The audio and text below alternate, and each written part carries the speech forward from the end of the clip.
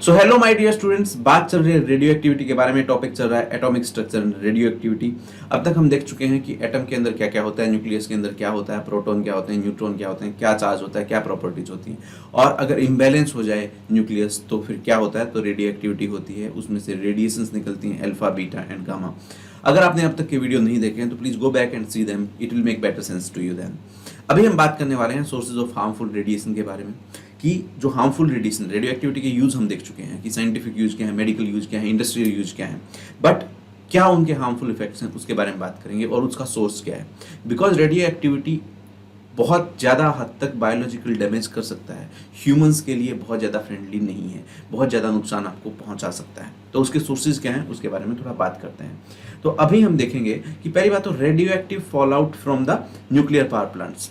Nuclear power plant आज के time पे एक मेजर सोर्स ऑफ एनर्जी बन चुके हैं। पूरे वर्ल्ड को एक बहुत बड़ी percentage of energy nuclear power plant से मिलती है, तो वो हमारी मजबूरी हो चुके हैं। बट ये भी देखा गया कि न्यूक्लियर पावर प्लांट में कुछ भी अगर गलत हो जाए तो उससे रेडियो एक्टिव मटेरियल एस्केप हो जाता है, उससे वो हार्मफुल रेडिएशंस बाहर आ जाते हैं, रेडियो एक्टिव मटेरियल बाहर आ जाता है, जो आसपास के लोगों को ही नहीं काफ़ी दूर तक जो है नुकसान पहुंचा सकता है। ऐसे कुछ एक्सीडेंट हमको देखने को मिलते हैं, जैसे कि यूएसए में 28 मार्च 1979 को, यूक्रेन में, यूएसएसआर में 26 अप्रैल 1986 में, जापान में 11 मार्च 2011 को ऐसे एक्सीडेंट हुए हैं। इससे जो फैक्ट्री में जो या पावर प्लांट में जो लोग काम कर रहे थे वही नहीं, उसके आसपास में जितने भी लोग रहते थे, और काफ़ी लंबे टाइम तक इसका एक इल इफेक्ट, बैड इफेक्ट रहा। तो ये अब हमें पता है कि रेडियो एक्टिविटी जो है कभी भी, it's a never ending process, ये हमेशा इसका रेट ऑफ रिएक्शन हाफ होता रहता है। तो एक बहुत लंबे टाइम तक ये रिएक्शन काफ़ी इफेक्टिवली चलती रहती है, और उसकी थोड़ी सी भी अमाउंट ह्यूमन बीइंग के लिए काफ़ी हार्मफुल हो सकती है।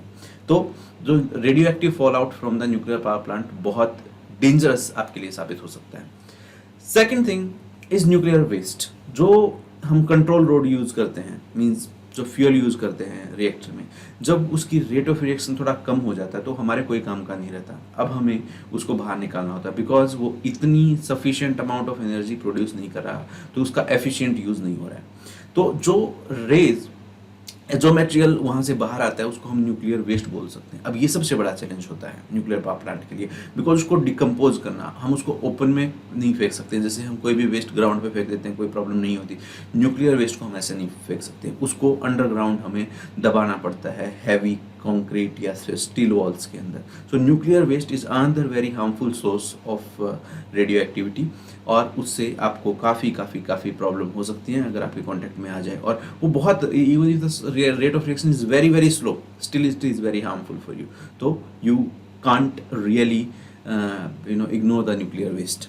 एंड थर्ड जो है कॉस्मिक रेडिएशंस एंड एक्सरेज, ये एक तीसरा मेजर सोर्स है। मान लीजिए आप न्यूक्लियर रिएक्टर के ऊपर काम कर ही नहीं रहे हैं, आपने alternate source of energy develop कर लिए हैं, विंड एनर्जी को आप इस्तेमाल में ले आए हैं, बट फिर भी सन से बहुत सारी रेज अर्थ के एटमॉस्फेयर में आती हैं, कॉस्मिक रेडिएशंस अर्थ के एटमॉस्फेयर में आते हैं। उसमें से बहुत कुछ पार्टिकल जो हार्मफुल होते हैं ह्यूमन बीइंग के लिए, अर्थ के मैग्नेटिक फील्ड की वजह से वो बाहर ही रुक जाते हैं, मीन्स वो हम तक नहीं पहुंचते हैं, बट फिर भी एक सब्सटेंशियल अमाउंट उनकी हम तक आती है, और वो हमारे लिए काफ़ी हार्मफुल होते हैं। बिकॉज वो कितने भी वीक रहे, बट ह्यूमन बीइंग के लिए it is quite strong and it can really damage organ, or it can cause cancers, it can have many ill effects on human beings.